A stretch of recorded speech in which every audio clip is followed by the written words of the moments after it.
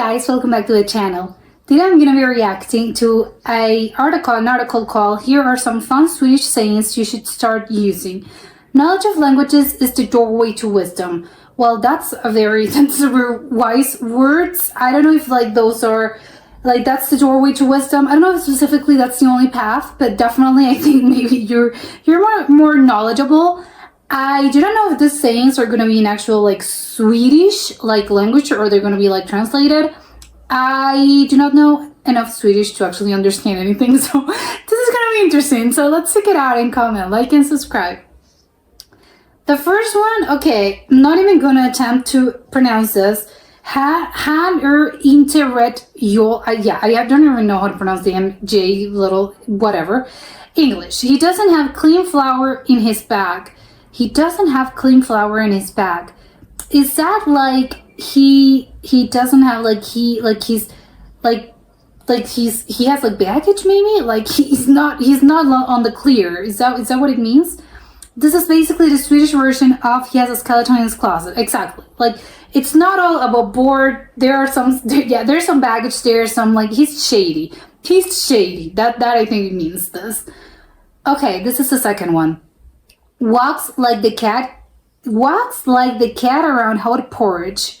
Walks like the cat around hot porridge. Do cats eat porridge? That's maybe in Sweden they do.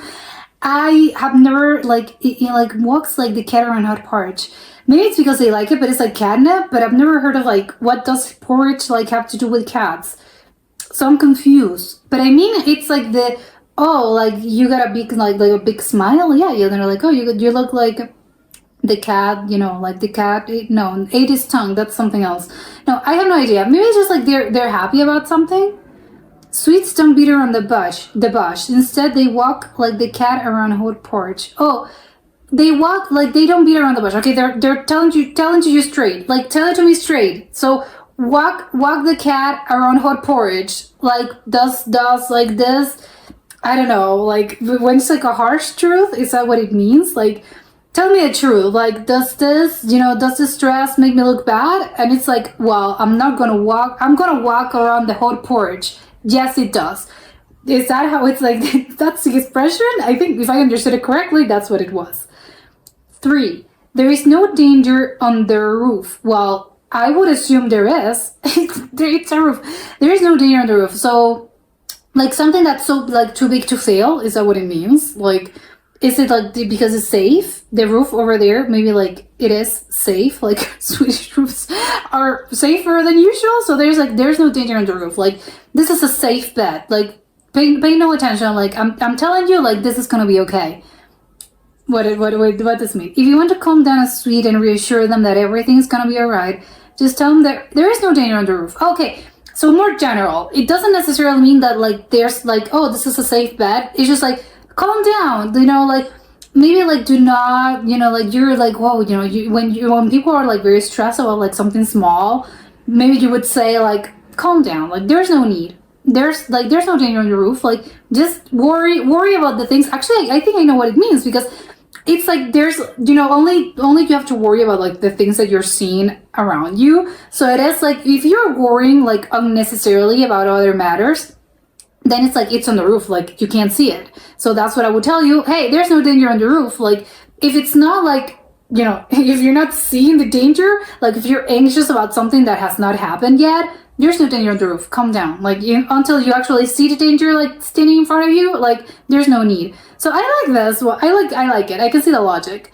4th, don't have all your horses in the stable. Well, I'm guessing this is all do not put all your eggs in one basket, right? That's what I think it would mean. If a Swede wants to call someone stupid, he will most likely say that they don't have all the horses in the stable. Oh, okay, so it wasn't what I thought. It's he doesn't have it all. He doesn't have it all right upstairs. I think that's sort of the similar saying. They don't have all the horses in the stable. Yeah, they don't have it all upstairs. It's there's something wrong here in your brain. Although they're calling it stupid. I think if you call it something like that, I think it would make sense. What I think it refers to is more oh, he's crazy. Things are not working properly around here, but it's just because there's some sort of mental illness happening. Here apparently it's just because you're stupid, but there's just like when your brain, it's not a saying, I think maybe it's an expression. The one that's like, if you shake your head, it's just like there's nothing there. So it's like, it's like empty something. But no, I thought it was gigantic. I thought the horses in the stable, I thought it was more about like, do not put all your eggs in one basket because the horses are in your stable. So, it's like, oh, okay. 6, there's no cow on the ice. There's no cow on the ice. There's no cow on the ice because cows are in the snow. Like, what do you do with a cow during the winter? I do not know. I have no idea. There are no cows in the ice. There are no cows in the ice because there's you're again something that doesn't belong here. Maybe this is one of the most popular saying in Sweden. Basically means that you shouldn't worry. Oh, okay, it means something totally opposite. Okay, all the animals. I'm like, I do not understand. You shouldn't worry. Don't worry. There's no cow on the ice. Oh, okay. It's about worrying because obviously if a cow, it's heavy, it's on the ice, it's gonna break the ice and they're gonna fall like on freezing water. So that's the case. Like, there's no cow on the ice. Do not worry because there's no cow. No one's gonna fall off. Okay, that makes sense to me. If you think about it like this, I think it makes sense. 7, I caught with the beard in the letterbox with the beard. The beard, what, like you caught with like with your hands, that you got caught with like when you're caught with something like you shouldn't be doing. Keep your nose out of other people's business unless you want to get your bird caught in the letterbox. Yeah, because it is a bit like you're getting too close to the letterbox because you're snooping around, and it's like, oh, you got caught, and that's why you shouldn't snoop around. You should stay out of people's business. Okay, that one makes sense. I like that one. I think it's about like snooping around. Although, I don't know, it's like the cat, like, well, no, it's like the curious cat, you know what they say? The cat, what was it saying? Like the cat, about the curious cat, like got his tail, something like that. I can't remember what it is. But it's something about curiosity is a bad thing. I think like people will tell you curiosity is a bad thing, but it's like where you're curious, but there's a limit between being curious and snooping. So because you're a gossip, you want to gossip. So I think it's like, no, that's bad. You shouldn't do that. Okay, 8. You have planted your last potato. Oh my God. So okay, you have it's like a Hail Mary. Like, this is my Hail Mary. I'm planting my last potato. Is that what it means? If you want to threaten a Swede, this is exactly what you should say. It basically means this is it. There will not be any more potatoes planted when I'm done with you. Okay, I'm confused. Because I would say like there's threatening as in like, oh, like you have planted your last potato, like my goodwill has only lasted through here. And I would assume maybe it's something like that. But they say that the right term to use it is like, this is it. There will be no any more potatoes planted when I'm done with you. As in like, when I'm done with you, like I'm beating you. And when I'm done with you, like there will you won't be able to like plant any potatoes because you'll be dead basically by the time I'm done with you. So maybe that's what it means. I think I understand it like differently, but maybe it does make sense. And the potatoes is because you're gonna be dead, or you're gonna be like, in a coma when I'm done with you because I'm gonna hit you so hard that you won't be able to do actual things. Is that what it means? This is quite dark actually. 9. Glide in on a, for 1 second, I thought that was Swedish. Glide in on a shrimp sandwich. Oh, I would assume because they love their shrimp sandwiches. So I would assume this is like, oh, you're floating on cloud 9. Like everything's perfect, everything's going rosy, like everything's perfect for me. This is used when someone is privileged and gets everything served on a silver platter. Exactly, like, well, sort of, because silver platter I think means more as in people that were born like with money, like with a silver spoon on their mouth. So it would maybe liken to that one, not specifically like, oh, you're so happy, everything's coming up like roses. No, it's more about like you don't get like you had like nepotism, for instance, like, oh, like your dad got this job for you, so you're gliding in on a shrimp sandwich because it's more about like someone doing stuff for you instead of, oh, life just works out perfectly for me. I think that's what it means, right? Because it's talking about privilege. So it means like someone is serving you this. So it's not just luck. It's like, no, I know you come from family money. So of course, like you're going to get like when you're the president of this country, of this company or something of the sort. I like that one. Farewell. What? Farewell. That's all, folks. Okay, yeah, this is the end. It doesn't mean like farewell is the actual saying. Okay, this is a very like interesting sort of like guide maybe. I don't know if I like guide because I mean I do not speak Swedish and I can only say like the translated like English saying. However, I do that there are several that I think were my absolute favorite ones. I love the gliding on a shrimp sandwich because I think it works. It works perfectly, I think, for the situation again because it's like, oh, it's perfect. And when someone comes from like a very privileged background, I think it's like, yes, of course. It's like you're eating like you're eating well because I think obviously they love their shrimp. So it is like I can see why, but I like it. It's like, oh, you're gliding in on a shrimp sandwich. Like we don't want to hear you like complain about like, oh, like imagine having like a friend, for instance, or someone that's like complaining about like, oh, the cost of gas these days. It's like, oh, come on, like you're gliding in on a shrimp sandwich. Like your family comes from money. Why are you complaining about this? That's what I would use it like in that context, and I like it. I think, oh, you're gliding on a shrimp sandwich. I can see it myself like using this in the future actually because it's like I think you can understand it. The potato one, I don't like it. This is a little dark to me, and I don't know if I would use it actually because like this is a little dark. The no cow on the ice and the roof on the ceiling. There's like what was it like? There's no ice on the ceiling. There's no danger on the roof. I think that's what it was. There's no danger on the roof, and there's no cow on the ice. A lot of like wintry things. Well, not the roof one. I think the roof can be interpreted like with a like it's not necessarily snow. It could be a fire. Like your roof can caught on fire, especially if it's like a straw ceiling. I don't know if they still have those, or maybe it's a wooden ceiling. But you know, I get it. Like it's more like there's no. I like those two because I think they kind of mean the same thing.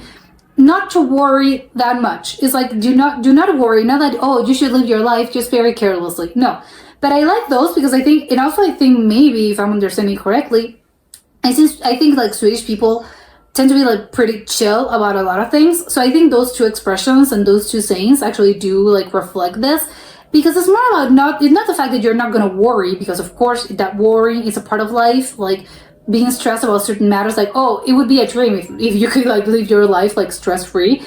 But it's not feasible, I think, because life in general, like sometimes you're going to have periods when you're very stressed because there's like circumstances beyond my control. So, you know, on one hand, yes, but on the other, it's like I like that there's like a sense of do not be anxious. I think sometimes, especially with like if you're like a very anxious person, I think you tend to worry about a lot about not just like the actual problems, which obviously those as well, but I think you tend to be like, oh my god, like you're creating like a storm like for in your brain. It's like, oh my god, like I'm drowning in this, and you're like, calm down, like you're not, it's okay, like the water is only like 1 inch deep, like you're not drowning, you need to calm down. And it's more like actually putting things in perspective. And it's like there's no cow on the ice, no worries there, like unless you're actually seeing the cow on the ice, I think would be, you know, then worry, as in like that the that's what I at least I interpreted like this. And the roof one is the same, unless that you're actually like seeing the actual danger, like you need to chill, you need to calm down, because it's not gonna be like an actual problem. Only focus on problems that are like, oh, I'm standing right here and the problem is there and I need to solve it.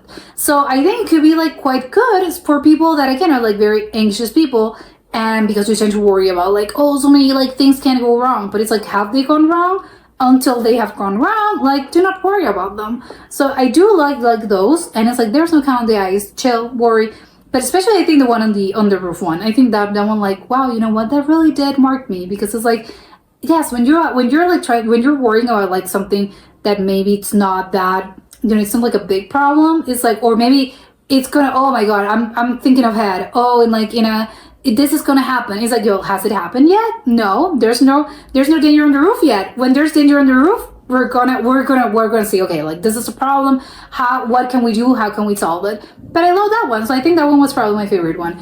And the don't have all your horses in this table, I like that one because it sounds funny, but I think I can't get over the fact that it sounds like all the eggs in one basket. So I would be constantly thinking like, what no, is I don't have all your horses in this table, because like why would the horses be running my brain? So, you know, it's like this table is your brain, the horses are there. Like, I don't know. I think that one's crazy. That's weird. There's so many animals as well. The cat in the porch, which I really didn't understand. I do not, because I'm trying to think of the logic behind that one.